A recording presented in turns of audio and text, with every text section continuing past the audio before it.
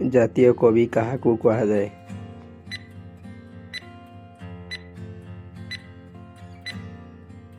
ଜାତୀୟ କବି ହେଉଛନ୍ତି ବୀରକିଶୋର ଦାସ। ସ୍ୱଭାବ କବି କାହାକୁ କୁହାଯାଏ?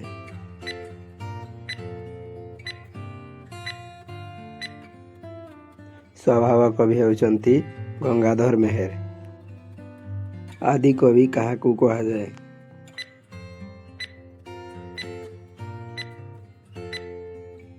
ଆଦି କବି ହେଉଛନ୍ତି ସାରଳା ଦାସ। ଅତି ବଡ଼ି କବି କାହାକୁ କୁହାଯାଏ?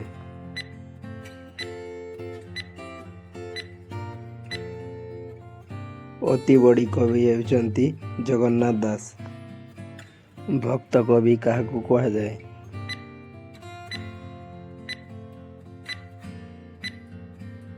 ଭକ୍ତ କବି ହେଉଛନ୍ତି ମଧୁସୂଦନ ରାଓ।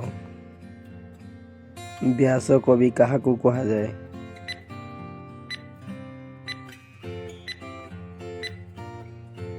ବ୍ୟାସ କବି ହେଉଛନ୍ତି ଫକୀରମୋହନ ସେନାପତି। କବିବର କବି କାହାକୁ କୁହାଯାଏ?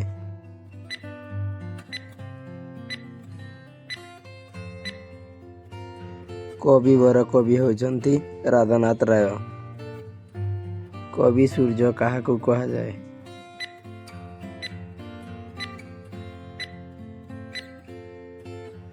କବି ସୂର୍ଯ୍ୟ ହେଉଛନ୍ତି ବଲଦେବ ରଥ।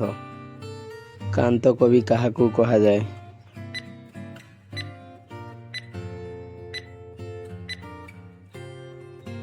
କାନ୍ତ କବି ହେଉଛନ୍ତି ଲକ୍ଷ୍ମୀକାନ୍ତ ମହାପାତ୍ର। କବିଚନ୍ଦ୍ର କାହାକୁ କୁହାଯାଏ?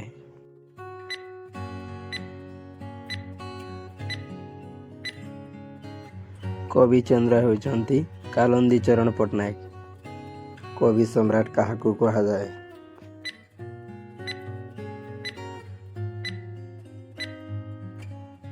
କବି ସମ୍ରାଟ ହେଉଛନ୍ତି ଉପେନ୍ଦ୍ର ଭଞ୍ଜ।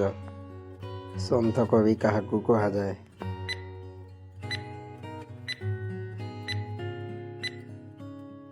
ସନ୍ଥ କବି ହେଉଛନ୍ତି ଭୀମ ଭୋଇ। ପଲ୍ଲୀ କବି କାହାକୁ କୁହାଯାଏ?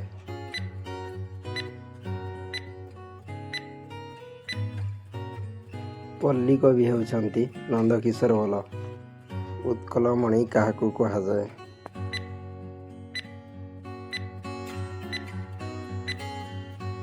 ଉତ୍କଳମଣି ହେଉଛନ୍ତି ଗୋପବନ୍ଧୁ ଦାସ। ଉତ୍କଳ ଗୌରବ କାହାକୁ କୁହାଯାଏ?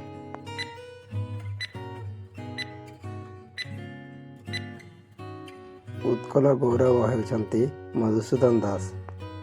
ଉତ୍କଳ କେଶରୀ କାହାକୁ କୁହାଯାଏ?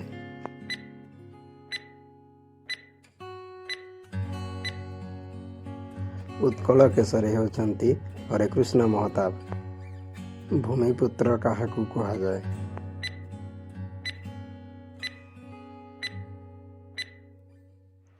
ଭୂମିପୁତ୍ର ହେଉଛନ୍ତି ବିଜୁ ପଟ୍ଟନାୟକ। ଉତ୍କଳ ଭାରତୀ କାହାକୁ କୁହାଯାଏ?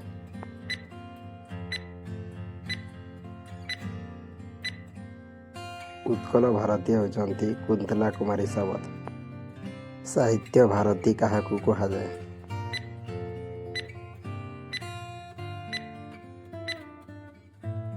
ସାହିତ୍ୟ ଭାରତୀ ହେଉଛନ୍ତି ପ୍ରତିଭା ଶତପଥୀ। ଉତ୍କଳ ରତ୍ନ କାହାକୁ କୁହାଯାଏ?